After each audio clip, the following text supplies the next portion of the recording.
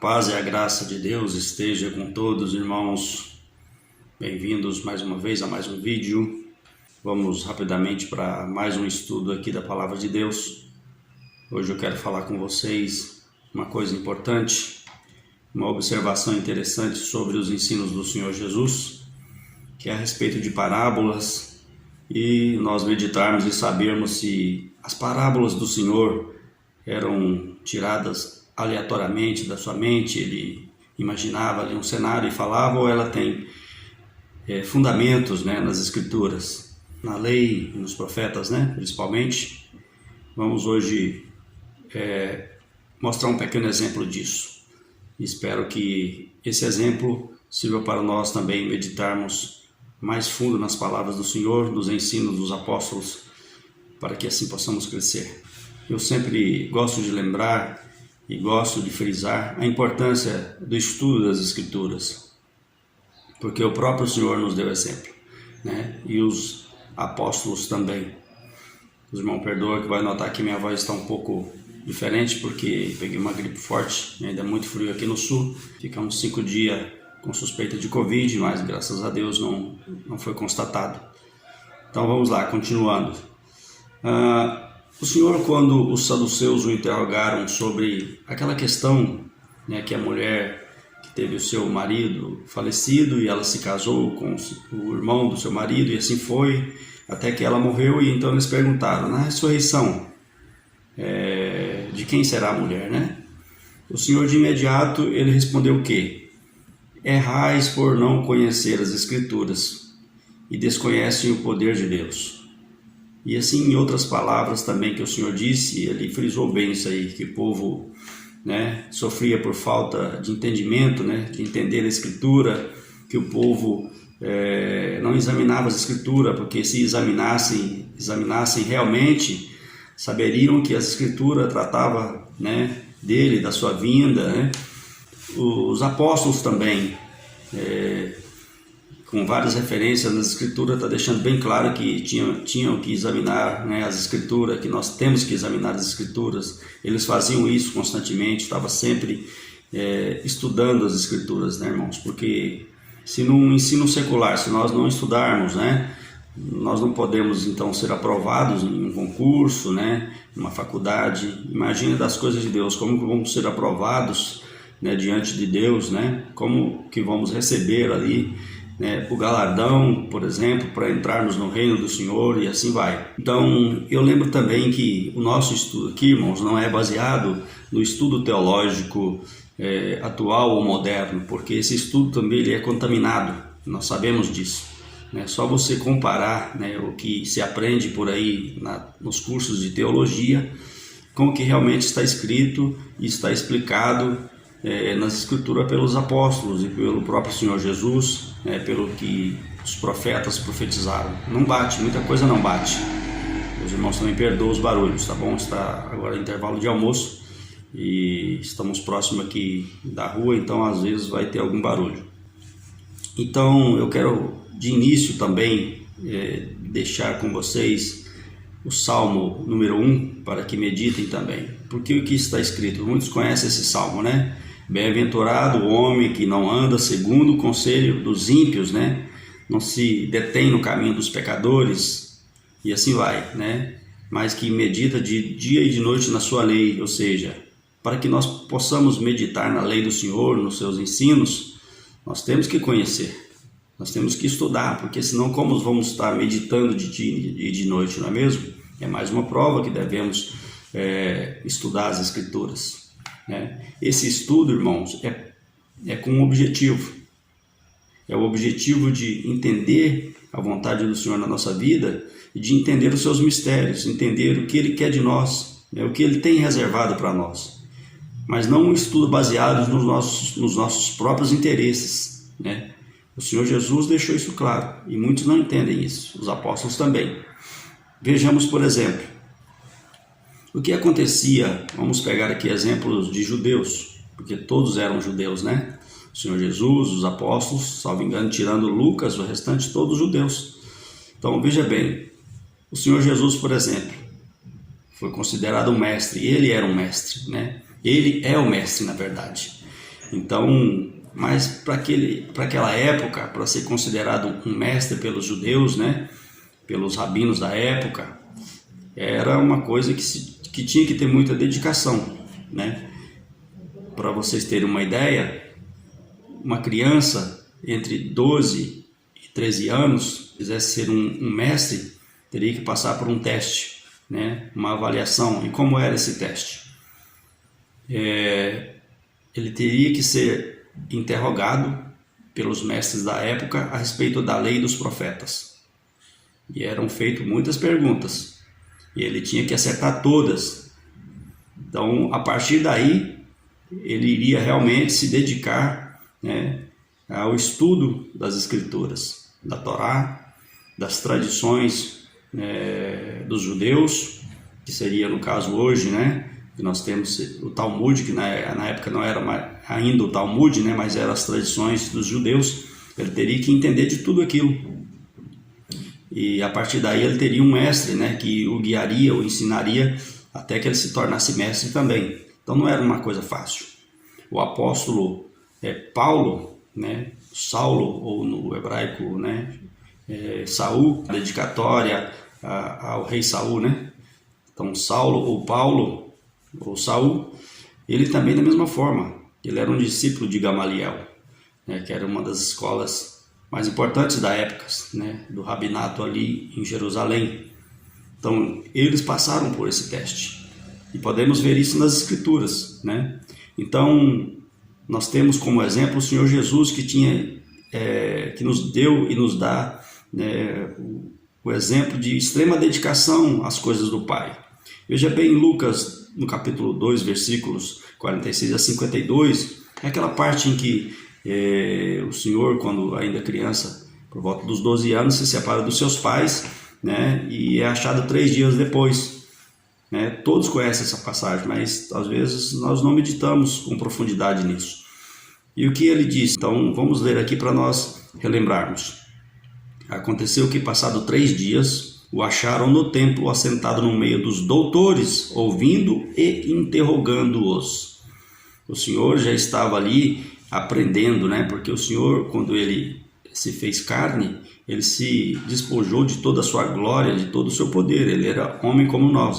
Então ele tinha que aprender a lei, os profetas, tudo que as tradições dos judeus, para que mais à frente, como nós podemos perceber e lendo também, ele, ao ser interpelado, ao ser questionado por aqueles, né, os saduceus, os fariseus, ele pudesse responder. E inspirado pelo Espírito, ele realmente responder à altura e muito além daquilo que eles entendiam, né, para que assim eles crescem que ele era um Messias. E isso servirá no futuro de testemunho diante deles também. E lhes disse: por que é que me procurais? Não sabeis que de mim convém tratar dos negócios do meu Pai? Então, uma resposta até um pouco ríspida, né? E que a própria Escritura fala que eles naquele momento não entenderam, mas ali já estava deixando bem claro dessa dedicação às coisas de Deus, às coisas do Pai, né? E o menino crescia em sabedoria, estatura e em graça. Por isso o nosso crescimento, né? Devemos crescer em graça e em conhecimento das coisas do Senhor Jesus, das coisas de Deus. Então nós temos o exemplo já do Senhor Jesus desde criança, né? Os apóstolos também, depois eles deixam esse exemplo para nós também. E o que nós vemos, né, desde a antiguidade, que o povo nunca entendeu isso, e até nos dias atuais também. E muitas das vezes nós buscamos o conhecimento, né, das coisas de Deus, ou buscamos entender a palavra, mas não da forma plena, e na maioria das vezes querendo nossos próprios interesses. Por que eu digo isso? Porque veja bem, vamos pelo povo de Israel, por exemplo. O povo de Israel, eles sempre foram, se examinarmos ali as Escrituras, vamos constatar, porque um povo duro de coração, né? Um povo rebelde, né? Um povo que sempre também buscou seus próprios interesses. Ah, Senhor, não queremos mais patriarcas, queremos mais juízes, queremos um rei como as outras nações, queremos dividir o reino, porque... E assim vai, né? Eles sempre buscaram seus próprios interesses e não entendeu o interesse de Deus, o interesse do Senhor, que o Senhor tinha para com eles, né? Que eram das coisas espirituais, coisas mais profundas. E assim foi. Por quê? Por causa dessas coisas, o Senhor então colocou neles, né, como está escrito na palavra também, um espírito de entorpecimento, né, para que não entendessem. E assim o Senhor estendeu a sua misericórdia, a sua graça, ela veio até nós. Mas isso com um propósito de Deus, mas por causa do seu coração que sempre foi duro, o coração do povo. E eu pergunto, será que nos dias atuais não é a mesma coisa? O que nós vemos nos templos hoje, nas igrejas, o que nós vemos sendo pregado por aí, várias teologias, né? Teologia da prosperidade, teologia disso, daquilo, e isso não é buscar os próprios interesses? O que nós pedimos ao Senhor nas nossas orações? O que nós pedimos ao Senhor quando vamos à igreja? Senhor, abençoa minha casa, abençoa minha família, abençoa o meu trabalho. Senhor, eu preciso de um trabalho, eu preciso daquilo outro. Irmãos, veja bem, temos que entender. Não nos ensinou isso. O que ele falou? Buscai primeiro o reino de Deus e a sua justiça, e o restante lhe será acrescentado. Então, tudo isso, irmãos, a família, o trabalho, né, a saúde, tudo isso será acrescentado se nós primeiro buscarmos o reino de Deus, buscarmos entender o que o Senhor quer de nós, né, verdadeiramente. E a prova disso é que na igreja atual não se encontra mais aquilo que os apóstolos realizavam, né, as maravilhas que eles conseguiam fazer, né, os milagres e assim por diante. É por causa dessa falta de comprometimento da igreja com as coisas do reino, de entender com profundidade, ficamos presos, né, em teologias, a trindade, diversas outras coisas, a prosperidade, né, o bem-estar, não queremos passar provações e por aí vai. E esquecemos da essência do que o Senhor quis nos dizer, nos ensinar, não é mesmo? Bom, falando tudo isso, eu quero falar agora um pouco para vocês sobre os ensinos do Senhor Jesus no tocante às parábolas. Então, vamos entender a parábola das 10 virgens e de onde o Senhor tirou. Será que era da sua própria mente, né? Ele quis tirar um exemplo do dia a dia, do que acontecia ali naquele tempo? E para isso, eu quero meditar com vocês por que o Senhor se utilizava de parábolas. Tem muitas teorias a respeito do porquê o Senhor usava parábolas, né? Mas na verdade o próprio Senhor ele respondeu sobre isso.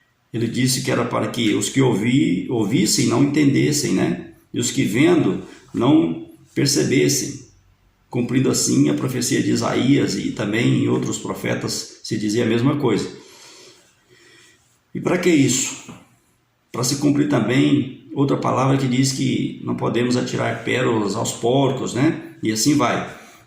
E mais importante nessa parábola das 10 virgens, e que o Senhor estava querendo dizer ali, era a respeito, na verdade, das 2 casas de Israel, né?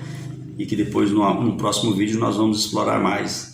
Por enquanto eu só quero deixar aqui claro de onde o Senhor tirou, né? E para dar o exemplo e provar para vocês que o Senhor não tirava aquilo aleatoriamente da sua mente, mas ele tirava dos ensinos que ele obteve através do estudo das Escrituras, da dedicação à palavra de Deus. E essa parte está exatamente no livro de Amós, no capítulo 5, né? Eu agradeço que também não aprendi isso de mim mesmo, né? Eu aprendi isso com o irmão Rafael do canal Sode, então agradeço a ele aqui também, e eu achei interessante trazer isso para vocês aqui através desse vídeo. Então, se nós lermos no capítulo 5 do livro de Amós, do profeta Amós, está bem assim, escrito bem de início. Ouvi essa palavra que levanto como uma lamentação sobre vós, ó casa de Israel. Então, quem é a casa de Israel? Para vocês que conhecem já esse estudo das 2 casas, né, de Israel, a casa de Israel, nesse caso aqui, o reino do norte, que estava disperso, né?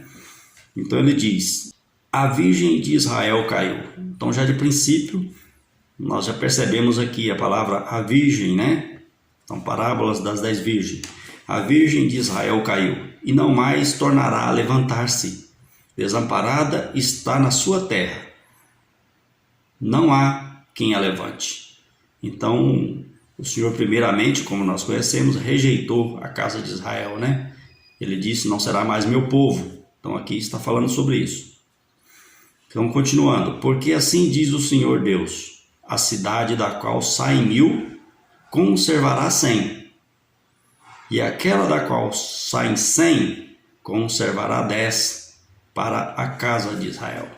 Então aqui está de onde o Senhor tirou, né, a parábola das 10 virgens, que depois a gente vai entender que as 10 virgens, né, está se referindo, né, aos gentios, né, às 10 tribos, né, simbolizando a igreja, simbolizando também o entorpecimento da igreja, né, no final dos tempos, né, já agora já está, né, mas que haverá um grito e elas acordarão, umas estarão preparadas, outras não. Depois, num outro vídeo, a gente vai aprofundar mais esse estudo. Mas eu só queria dizer para vocês, né, e mostrar para vocês que realmente o Senhor não tirou nada ali aleatoriamente. O seu ensino tinha fundamentos, né, na Torá, nas Escrituras, na lei, nos profetas, né? Então aqui, irmãos, está claro que da mesma forma da dedicação do Senhor Jesus em aprender e depois ensinar, né, e se dedicar plenamente às coisas do Pai, os apóstolos da mesma forma o fizeram e nos ensinaram a fazer assim também, para que não venhamos a cuidar dos nossos próprios interesses, mas que o interesse principal é o reino de Deus, é as coisas do Senhor, né? E depois as outras coisas nos serão acrescentadas. O Senhor Jesus, Ele nunca falha, nunca falhou, nunca falha e nunca falhará, irmãos. Fiquem todos na paz do Senhor Jesus e até o próximo vídeo.